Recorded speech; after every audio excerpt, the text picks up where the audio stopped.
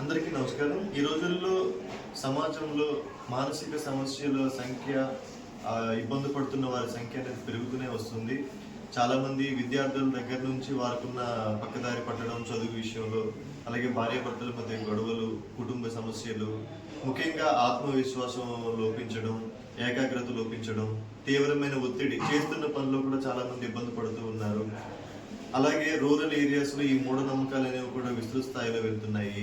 వీటన్నింటినీ మనం గమనించినట్లయితే వీటన్నిటికీ కౌన్సిలింగ్ అవసరం. కౌన్సిలింగ్తో పాటు సైకియాట్రిక్ సపోర్ట్ అవసరం. అంటే మనం ఒక వ్యక్తిని సైకలాజికల్గా ట్రీట్మెంట్ చేయాలంటే ఆ సమస్యను బట్టి కౌన్సిలింగ్ అవసరం పడుతుంది. అలాగే ఒక క్లినికల్ సైకాలజిస్ట్ దగ్గరికి వెళ్తే వాళ్ళకు కొన్ని థెరపీలు అవసరం పడతాయి. మెడిసిన్ అవసరం కావాలనుకున్నప్పుడు మనం సైకియాట్రిస్ట్ని సంప్రదించాల్సి వస్తుంది.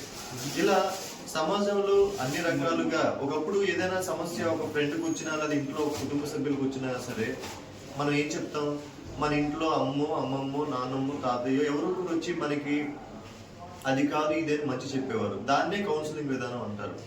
అయితే అలా చెప్తే సరిపోతుందా అంటే సరిపోదు. దానికి కావాల్సింది ఏంటంటే ప్రొఫెషనల్ కౌన్సిలింగ్ అనేది అవసరం పడుతుంది.